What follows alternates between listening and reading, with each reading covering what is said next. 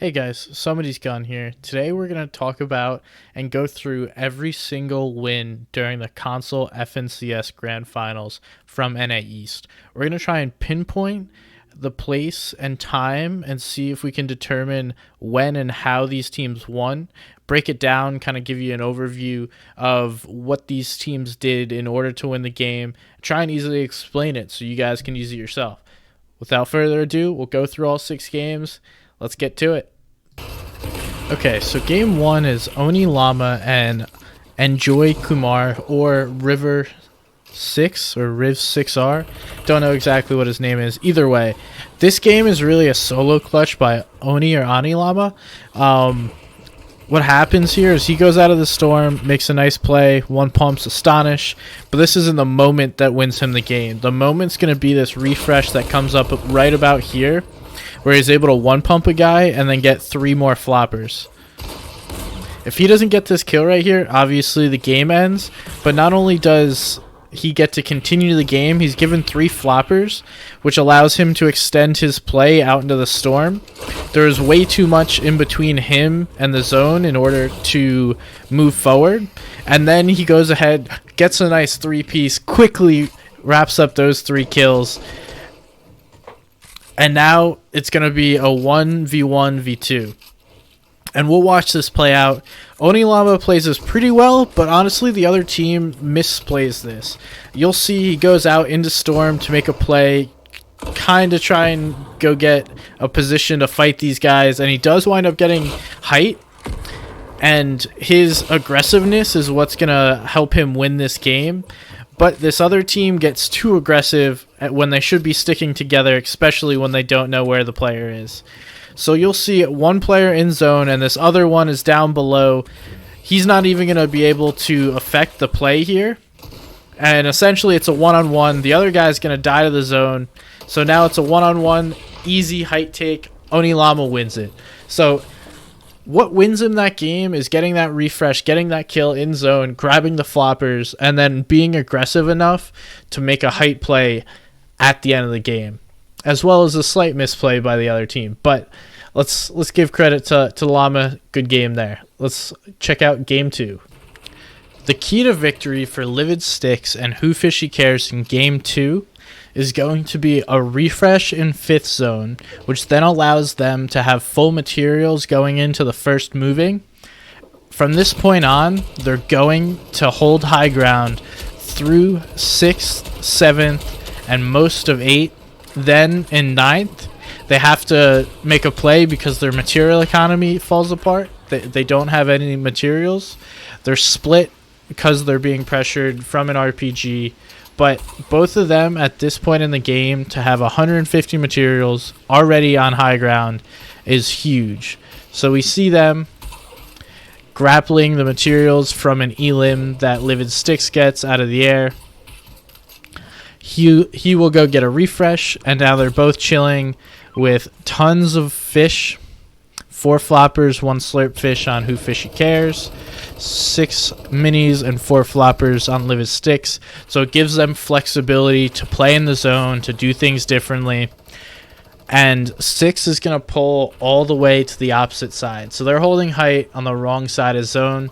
There's a team on height that, as they can see, but they are not going to be on the side of zone either. The front side of zone is fairly uncongested. There's no one really on high ground. They're all playing low. So this gives the 2 the opportunity to pad into zone and crank for height, as we're about to see. The floppers give them the flexibility to do that. And once they see teams start going in the air, they're going to make the call. We can see this brick in zone is marked. And these 2 are going to get in and they're going to crank. And that's going to give them plenty of height. No one's going to be able to contest this high in zone. They both cranked with hard mats, so they're not easily going to be able to be shot down. And from this point until about 8th zone, they're fairly uncontested. So I'm going to speed this up, as we don't need to just simply watch them spray down below. I will point out that they do hold a 2-level high tarp. So Livid Sticks is going to be double layered tarping on one side, we'll see Who Fishy Cares will single layer tarp above him. This prevents them from easily being overtaken from a team trying to contest them, and gives them a lot more flexibility. So gives them different angles, some protection, and then Livid Sticks will go down and connect, as well as Who Fishy Cares will drop down and connect. Now at this point, they realize they're a little lower on materials, don't continue to tarp out as quickly. And let's slow this down here, because here is going to be a point that we need to pay attention to. The first real contest on high ground that's quickly dispelled, but they're not able to get the refresh, and teams are now looking to take down height. Unfortunately, both of these two go to reconnect at the same time, which isn't the greatest of moves. I would have one player do it, because you don't really need both people connecting at the same point. Either way, they're going to get separated by the RPG and then now be playing alone. We'll switch to Livid Sticks, as Who Fishy Cares is going down. Livid Sticks recognizes that, sees the guy up above him that took down his duo, gonna be able to take him down, but at this point he has no materials. So instead of trying to go fight this guy, Moisty Pickle 490, he slows it down, recognizes, hey, I have floppers, I can play in the zone. Great play to recognize and remember you have floppers this late in the game, because sometimes your nerves can get to you. But this is going to give him the ability to make a clutch play. 1v1's Astonish, grabs a refresh here, and then he's going to clutch up for the final elim of the match. So that's essentially it. The refresh at 5th when you're already on height, the launch pad into zone with tons of materials, cranking high, holding high ground uncontested, and then giving yourself a chance to clutch the win. That's game 2. Let's keep rolling. Game 3 is won by Spudlight and Scar FN. These two are able to take high ground in 6th or first moving, and then hold it the remainder of the game. This play gives them the ability to pressure and use the rockets that they have, and then go ahead and win. So you see Spudlight starts, his teammate has already began cranking for height. So they pad onto the front side of 6 moving, then they both start cranking for high ground. No one's going to contest them. They are free, and now it is time to put pressure on the lobby below.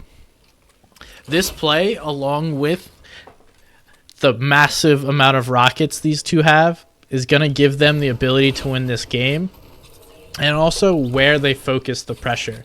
So Scar is going to get a quick refresh, another 10 rockets that Spud is going to be able to drop for him. And now he basically has unlimited just to continue to fire this over and over again at teams above them, or below them, I apologize. And there's going to be 2 places where you're most vulnerable for a team to try and contest you for height.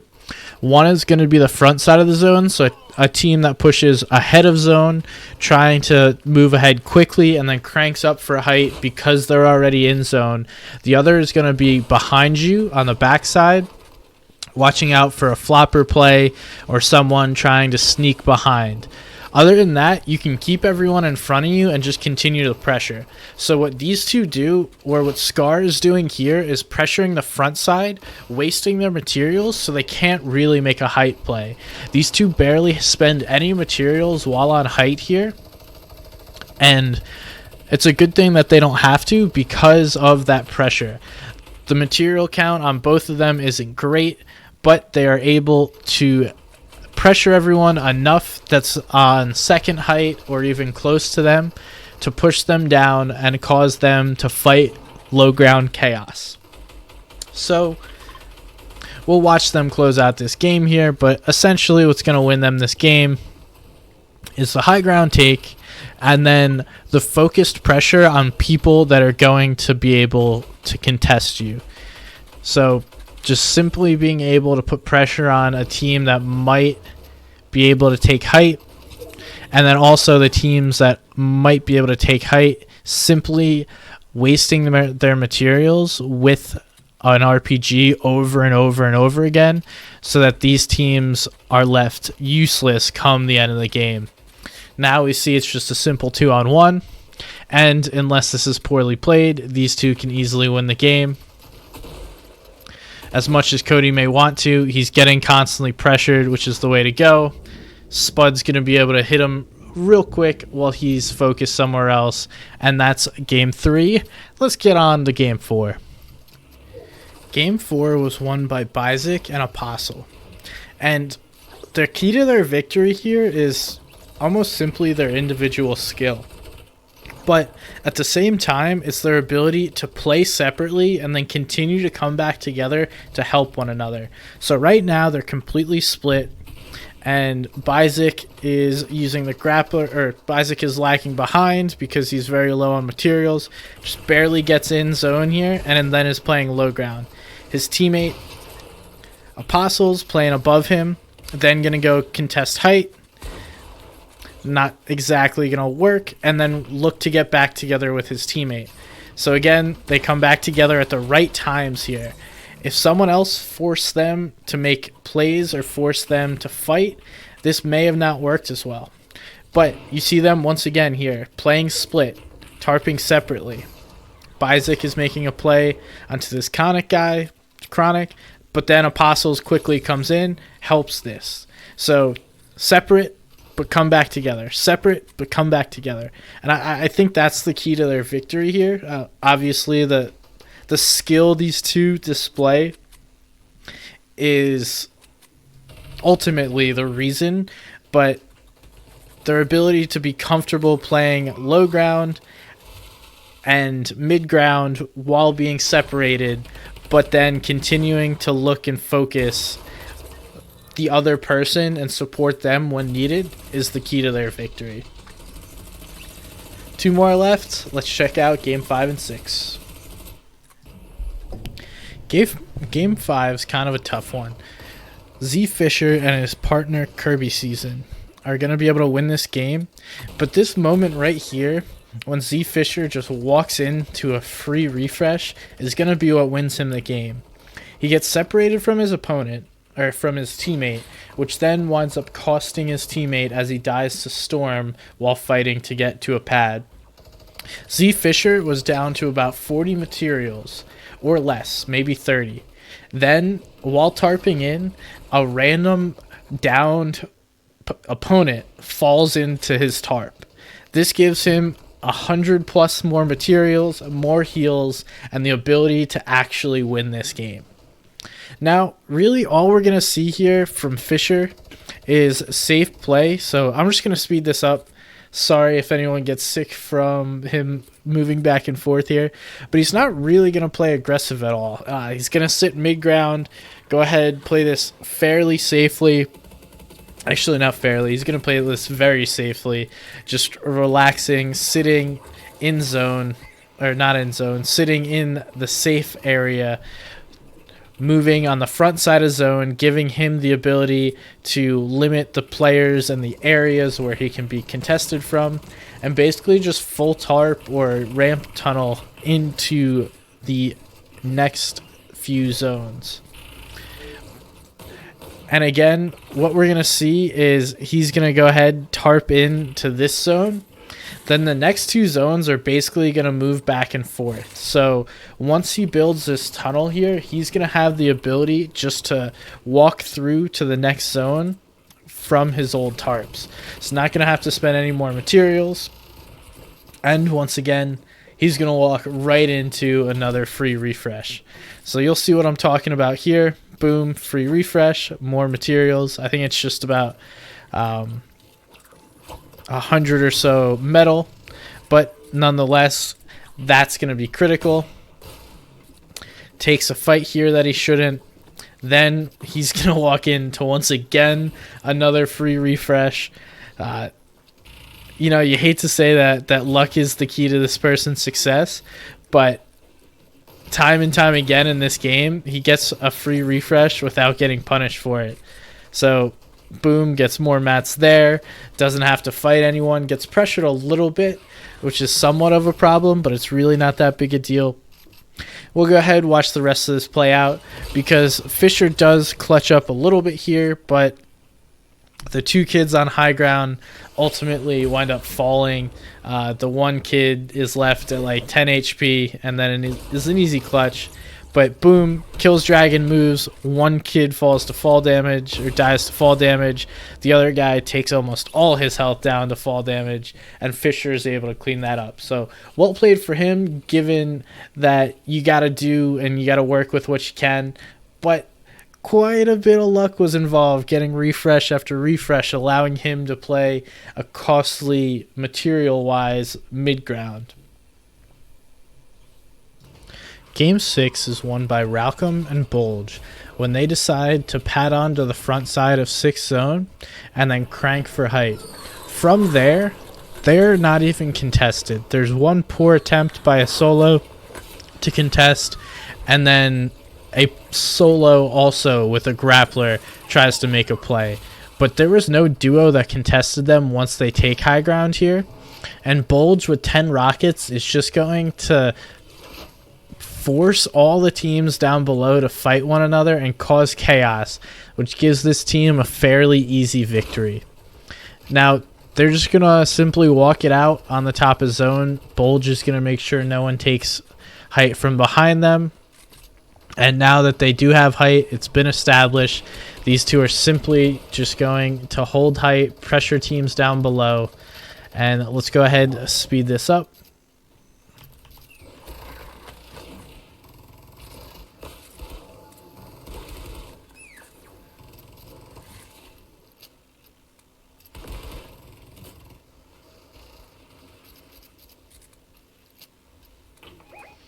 But it's really the continuous rocket fire, as we saw in a previous game.